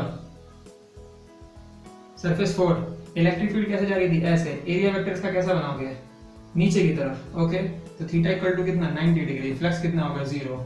तो सरफेस 1 के थ्रू इतना, सरफेस 2 के थ्रू इतना, सरफेस 3 के थ्रू 0 क्योंकि थीटा 90 है, सरफेस 4 के थ्रू भी 0 क्योंकि थीटा 90 है, सरफेस 5 ये आगे वाली ऐसी सरफेस है ना, इलेक्ट्रिक फील्ड कैसी है, ऐसी। क्या इसमें से होके लिंक होके जाएगी, नहीं, direction of electric field this, direction of electric field this, और direction of area vector this, आपकी तरफ। ओके, तो यहाँ भी थीटा कितना हुआ, देखो, electric field area vector 90 degree, पीछे वाली surface this, electric field this, area vector इधर, थीटा कितना हुआ, 90, एरिया वेक्टर पीछे की तरफ, इलेक्ट्रिक फील्ड इधर की तरफ, थीटा कितना, 90। तो सिमिलरली क्या बोलूंगा मैं, जैसे ये निकाला, similarly phi 4 equal to phi 5 equal to phi 6, यहाँ लिख सकते हैं इक्वल टू फाई 3। इन सब के थ्रू इलेक्ट्रिक फ्लक्स कितना होगा, 0। क्यों, क्योंकि वो सब इलेक्ट्रिक फील्ड के और एरिया वेक्टर के बीच का एंगल 90 डिग्री है। ओके, तो सरफेस 1 के थ्रू इतना फ्लक्स, सरफेस 2 के थ्रू इतना फ्लक्स। और देखो ये जो दो सरफेस थे, ओके ऐसे समझिएगा, और लाइक दिस, ये जो दो सरफेस थे, तो 1 वाला और 2 वाला, तो इलेक्ट्रिक फील्ड इसमें से एंटर कर रही थी और इसमें से होकर के निकल रही थी, ऐसी तो था, बात समझ रहे हैं ना। बाकी एक सरफेस ये वाली है, उसके पैरेलल हो जाएगी इलेक्ट्रिक फील्ड, इससे भी, इससे भी, इससे भी। तो क्या इसमें से आगे वाली में से, पीछे वाली में से कोई लिंकेज होगा, जवाब है नो। ओके, सिर्फ और सिर्फ इसमें से इलेक्ट्रिक फील्ड ऐसे लिंक करेगी और ऐसे होते हुए जो यहाँ सरफेस है उसमें से होते हुए यूं गुजर जाएगी। तो इसके थ्रू कितना आया, तो इसके थ्रू आया EA², ओके, माइनस का, और इसके थ्रू कितना है, EA² पॉजिटिव। ओके, अब कहने का मतलब कि मैं पूछ लूं total flux through this cube, इस पूरे क्यूब के थ्रू टोटल फ्लक्स कितना है, तो आप कहोगे सारे फ्लक्स को जोड़ दो। फ्लक्स कैसी क्वांटिटी है, स्केलर क्वांटिटी है ना, स्केलर क्वांटिटी है, तो क्या करो, 1 के थ्रू फ्लक्स, 2 के थ्रू, 3 के थ्रू, 4, 5, 6 सबके थ्रू जो फ्लक्स आया है सबकी वैल्यू को ऐड कर दो, सिंपली ऐड कर दो, क्योंकि स्केलर क्वांटिटी क्या होती है, अलजेब्रिक सम होता है। तो अगर मैं कहूं 5 नेट होल क्यूब के थ्रू पूछ रहा हूं, तुम कहोगे 5 1 plus 5 2 plus 5 3 dot dot dot 5 6। 5 1 के थ्रू जो वैल्यू है वो है माइनस का ई ए स्क्वायर, 2 के थ्रू है प्लस का ई ए स्क्वायर, बाकी सबके थ्रू शून्य प्लस शून्य शून्य शून्य एंड शून्य, शून्य मतलब 0। ये वैल्यू कैंसिल हो गई, होल फ्लक्स कितना आएगा, 0 0। ओके, कहने का मतलब 0, कहने का मतलब कि अगर एक आपकी क्लोज बॉडी है, खुद सोचिए जितनी इलेक्ट्रिक फ्लक्स इससे लिंक हुआ, ठीक है, निगेटिव का उतना ही इसमें से पॉजिटिव का, या कह लो टोटल फ्लक्स जितना लिंक हुआ उतना इनवर्ट लिंक हुआ, उतना आउटवर्ड लिंक भी तो हुआ है, मतलब जितनी इलेक्ट्रिक फील्ड लाइन आई उतनी इलेक्ट्रिक फील्ड लाइन इसमें से गुजर भी गई। कभी ऐसा हो कि एक कोई बॉडी हो, क्लोज बॉडी, और जितनी इलेक्ट्रिक फील्ड लाइन उसमें एंटर करती है उतनी इलेक्ट्रिक फील्ड लाइन अगर बाहर जा रही है तो उसका नेट फ्लक्स क्या होगा, 0 होगा, सिंपल है। ओके, चाहे यूनिफॉर्म इलेक्ट्रिक फील्ड हो चाहे नॉन यूनिफॉर्म इलेक्ट्रिक फील्ड हो, मेरी बात को समझो। जैसे कि ये बात समझ में आई तुमने का फ्लक्स कितना है, 0। क्वेश्चन को चेंज करता हूँ, आगे बढ़ते हैं। देखो यार बच्चों, केस कुछ ऐसा कि मान लेते हैं कि सपोज दैट, मान लो यार ये फिर से मान लो ये ट्यूब है बेटा, ठीक है, और इसमें इलेक्ट्रिक फील्ड लाइन है कुछ ऐसे, लाइक दिस, ये ऐसे जा रही है और ऐसे कर रही है, ओके, फिर ये ऐसे जा रही है और ऐसे करके, और ये ऐसे जा रही है और कुछ ऐसे, ओके। तो मान लो इस तरह से इसमें से इलेक्ट्रिक फील्ड लाइन पास हो रही है। तो अब मैं कहूं कि यहाँ का फ्लक्स बताओ, 5 बताओ, तो आंसर है सीधे 0। फ्लक्स कितना मतलब 0, क्यों, क्योंकि ये क्या थी, क्लोज बॉडी थी, क्लोज बॉडी थी, और जितनी फील्ड लाइन इसमें एंटर कर रही है उतनी फील्ड लाइन इससे बाहर निकल रही है। सिंपल सा कॉन्सेप्ट है कि ई की वैल्यू वेरिएबल है, यहाँ पर इलेक्ट्रिक फील्ड इंटेंसिटी कुछ और है, यहाँ इलेक्ट्रिक फील्ड इंटेंसिटी कुछ और है। बट अगर मैं पूछूं कि इस सरफेस का फ्लक्स क्या है, इस सरफेस का फ्लक्स क्या है, इस सरफेस का फ्लक्स क्या है, नीचे वाला जो सरफेस है, नीचे वाला जो सरफेस होगा उसका फ्लक्स क्या है, बात समझ रहे ना, तो सबका फ्लक्स अलग अलग आएगा। बट अगर मैं कहता हूं फाई टोटल बताइए, तो फाई टोटल होगा 0। ओके, बात समझ में, net flux to this whole body is 0। Okay, ये बात समझ में आती है। दूसरा केस जो पहले करके आए थे कि मान लो इस तरह से, कि इस तरह से हमारा एक क्यूब होता और यूनिफॉर्म इलेक्ट्रिक फील्ड होती, लाइक ऐसे एंटर कर रही है, यहां से निकल रही है, ओके। तो इस सरफेस के थ्रू जो फ्लक्स आया था उसकी वैल्यू आई थी बेटा ई ए स्क्वायर, ओके, और इस सरफेस के थ्रू, ये वाली जो सरफेस थी उसके थ्रू जो फ्लक्स आया था वो आया था माइनस ई ए स्क्वायर, बाकी सरफेस के थ्रू 0 था। तो अलग अलग फ्लक्स आया दोनों सरफेस के थ्रू, बट जो फाई टोटल यहाँ पर भी था वो क्या था, 0। तो आंसर ये है कि इलेक्ट्रिक फील्ड लाइन अगर यहाँ से एंटर कर रही है, वेरिएबल है, पर जितनी जा रही है उतनी बाहर आ रही, नेट फ्लक्स 0 होगा, चाहे इलेक्ट्रिक फील्ड नॉन यूनिफॉर्म हो चाहे इलेक्ट्रिक फील्ड यूनिफॉर्म हो। फाई टोटल क्या होगा, 0 होगा।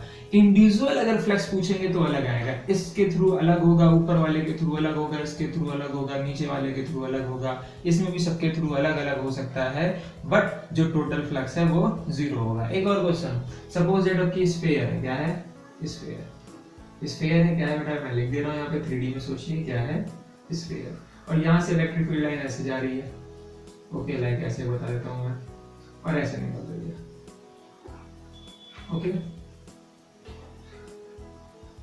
और मैंने आपसे पूछा कि फाई टोटल बताइए, तो आंसर है 0। नेट फ्लक्स क्या होगा इसके थ्रू, 0 होगा। मगर अगर इसकी जगह पर ये स्फीयर ना होता, अगर मैं कहता कोई डिस्क है, क्या है, डिस्क है, जैसे कि ये, और इसमें इलेक्ट्रिक फील्ड लाइन ऐसे एंटर करती और ऐसे बाहर आती है, तो यहां मैं पूछता हूं फ्लक्स क्या फाई टोटल 0 होगा, तो आंसर है बिल्कुल नहीं। यहां पर ये बेटा देखिए, ये क्लोज बॉडी थी, क्लोज बॉडी थी, क्लोज बॉडी थी, तो इन सब में जितनी इलेक्ट्रिक फील्ड लाइन एंटर की उतनी इलेक्ट्रिक फील्ड लाइन इससे बाहर आ रही है। नेट फ्लक्स क्या है? 0। पर इस केस में ये तो एक ओपन बॉडी है ना, डिस्क ऐसी बॉडी है बेटा, ओपन बॉडी। ओके, तो ओपन सरफेस है। ओपन सरफेस इसका मतलब क्या होगा? ओपन सरफेस है, मान लो ऐसे सर्कुलर डिस्क है, तो कुछ इलेक्ट्रिक फील्ड लाइन इसमें से होकर के गुजर गई, तो इलेक्ट्रिक फील्ड लाइन लिंक हुई ना। ऐसा थोड़ी ना था कि यहाँ पर इलेक्ट्रिक फील्ड लाइन, यहाँ सोचिए मेरी बात को, यहाँ पर इलेक्ट्रिक फील्ड लाइन, ठीक है, इसमें अगर बात करेंगे डायरेक्शन ऑफ फील्ड ऐसी है और एरिया वेक्टर यहाँ बनाओगे तो कुछ इस तरह से आएगा। ओके, तो यहाँ पर कुछ फ्लक्स बनेगा, यहाँ कुछ फ्लक्स बनेगा, यहाँ कुछ फ्लक्स बनेगा, उतना ही इधर अपोजिट फ्लक्स इधर बनेगा, तो नेट फ्लक्स क्या आएगा? 0 आने की प्रोबेबिलिटी होगी और 0 आएगा। यहाँ पर भी क्या होगा? 0 आएगा। तो क्लोज बॉडी के थ्रू नेट फ्लक्स 0 होता है, मगर ओपन बॉडी के through net flux, total flux 0 नहीं होगा। ओके, 0 मैं लिख देता हूं, नहीं होगा। ठीक है, और समझ में आ गई? कितना होगा निकाल लेते हैं यार। अगर हमको बोल दें इसकी रेडियस, बोल दें आपको कि a है, एरिया कितना, और इलेक्ट्रिक फील्ड यूनिफॉर्म है, इलेक्ट्रिक फील्ड कैसी बोल देता हूं मैं? इलेक्ट्रिक फील्ड E बोल देता हूं। एरिया कितना है? a है। तो मैं कह रहा हूं फ्लक्स बताओ, तो फ्लक्स का फार्मूला, और जो थीटा है, थीटा मान लेते हैं 0 डिग्री है, तो मैंने कहने का मतलब इलेक्ट्रिक फील्ड जो है उसको मैं बोल दे रहा हूं, मान लो E0, जो एरिया है वो हो जाएगा पाई a स्क्वायर, और थीटा अगर मैं बोल दे रहा हूँ गिवन है थीटा इक्वल टू 0 डिग्री, तो मैं पूछ लूँ फ्लक्स कितना होगा, तो आपको पता है E a वेक्टर फॉर्म में, या फिर E a cos थीटा, या फिर क्या लिखोगे? E की वैल्यू E0 और a की वैल्यू पाई a स्क्वायर और cos 0 डिग्री की वैल्यू 1। तो ये आपका फ्लक्स आ गया, सिंपल है। तो यहाँ पर फ्लक्स ऐसा आ जाएगा। ओके, जो जैसी वैल्यू बोलूंगा, लाइक यूनिफॉर्म इलेक्ट्रिक फील्ड थी, ऐसे डिस्क थी और उसमें से इलेक्ट्रिक फील्ड लाइन ऐसे जा रही थी। ओके, क्लियर है? तो ये फ्लक्स आपका निकल आया। तो कहने का मतलब इस चीज को अच्छी तरह समझ लीजिए, क्लोज बॉडी के थ्रू चाहे यूनिफॉर्म इलेक्ट्रिक फील्ड हो चाहे नॉन यूनिफॉर्म इलेक्ट्रिक फील्ड हो, अगर इलेक्ट्रिक फील्ड लाइन जितनी एंटर कर रही है उतनी ही बाहर आ रही है, तो नेट फ्लक्स 0 होगा। ओके, मगर कैसा? बॉडी कैसी होनी चाहिए? क्लोज होनी चाहिए, ओपन में नहीं। ओके, आगे बढ़ते हैं। अगर एक ऐसा कॉन्सेप्ट पूछ लिया, मैं कह दूं ये एक स्फीयर है, क्या है? स्फीयर। ओके, और अब की चार्ज यहाँ रखा है, एक चार्ज यहाँ रखा है प्लस Q। ओके, तो इसके through electric field line positive से कैसी होती है? Radially outward. तो इस चार्ज से, चार्ज कहाँ है? स्फीयर के अंदर एक चार्ज रखा है, तो इसके थ्रू इलेक्ट्रिक फील्ड लाइन हर तरफ बाहर निकल के आएगी, रेडियली आउटवर्ड। तो यहाँ से इलेक्ट्रिक फील्ड लाइन कैसी होगी? तो यहाँ पर एक छोटा सा एरिया मैं ऐसे मान लेता हूँ, यहाँ इलेक्ट्रिक फील्ड लाइन ऐसे होगी, बात समझ रहे ना? ओके, ये चार्ज है। अगर यहाँ पे बात कर लूँ, यहाँ पर एक एरिया ऐसे, तो इलेक्ट्रिक फील्ड लाइन कैसे होगी? तो इस तरह से ऐसे करके होगी। यहाँ पर पूछ लो तो यहाँ पर ऐसे करके होगी, समझ रहे ना? ये छोटे छोटे मैंने डीए बना लिए, एक यहाँ बना लेते हैं, ये रहा। ओके, तो यहाँ से इलेक्ट्रिक फील्ड लाइन कैसे होगी? ऐसे करते करते ये, तो इलेक्ट्रिक फील्ड ऐसे, इलेक्ट्रिक फील्ड डायरेक्शन ऐसे, इलेक्ट्रिक फील्ड डायरेक्शन ये। ओके, और यहाँ पर ये कॉन्सेप्ट क्लियर हो रहा है? ठीक है, तो इस तरीके से कहीं भी आप यहाँ लेना चाहो, ठीक है, तो डायरेक्शन ऑफ इलेक्ट्रिक फील्ड कैसी होगी? ये। ओके, अच्छा एरिया वेक्टर यहाँ पे कैसा होगा? तो एरिया वेक्टर भी तो ऐसा ही होगा। देखिए सोचिए, सरफेस ऐसे, सरफेस है, तो इस सरफेस पे, कर्व्ड सरफेस पे एरिया वेक्टर कैसा होता है? नॉर्मली तो होता है, तो इस तरह से जाएगा। सोचिए इस बात को, कर्व्ड सरफेस है तो इस पर कैसा? नॉर्मली। ओके, तो एरिया वेक्टर भी इस पर कैसा होगा? ऐसा होगा। यहाँ पर कैसा होगा? ऐसा होगा। यहाँ पर कैसा होगा? ऐसा होगा। ओके, अब मैं कहूं क्या इस कंडीशन में भी फाई टोटल की वैल्यू 0 होगी? आंसर है नो। क्यों? क्योंकि इसमें कोई ऐसा थोड़ी ना कि इलेक्ट्रिक फील्ड लाइन इसमें एंटर भी कर रही है और इससे होके भी जा रही है। नो, क्योंकि अब की तो चार्ज कहाँ है बेटा? इसी के अंदर रखा है। चार्ज कहाँ है? इसके अंदर रखा है, तो कोई भी इलेक्ट्रिक फील्ड लाइन इसके अंदर एंटर नहीं कर रही है। जितनी भी इलेक्ट्रिक फील्ड लाइन है वो सब इससे एग्जिट कर रही है। कॉन्सेप्ट क्लियर हुआ? इलेक्ट्रिक फील्ड लाइन सिर्फ और सिर्फ, जैसे कि यहाँ पर था तो इलेक्ट्रिक फील्ड लाइन एंटर कर रही थी, ये देखिए, और यहाँ से बाहर आ रही थी, यही तो हो रहा था, एंटर कर रही थी और बाहर आ रही थी। तो यहाँ पर टोटल फ्लक्स की बात की जाए तो वो कितना था? 0 था, पर यहाँ पर is not equal to 0। Okay, concept समझ में आ रहा है? ठीक है, कितना होगा, कितना होगा ये मैं नेक्स्ट लेक्चर में आपको बताऊंगा। ठीक है, तो आज मैं अपने लेक्चर को यहीं पर क्लोज करता हूँ। फिर से मेरी बात को समझिएगा, मैं कह रहा था क्लोज बॉडी के थ्रू बाहर से इलेक्ट्रिक फील्ड लाइन एंटर करती है और उतनी ही एग्जिट करती है, तो नेट फ्लक्स जीरो।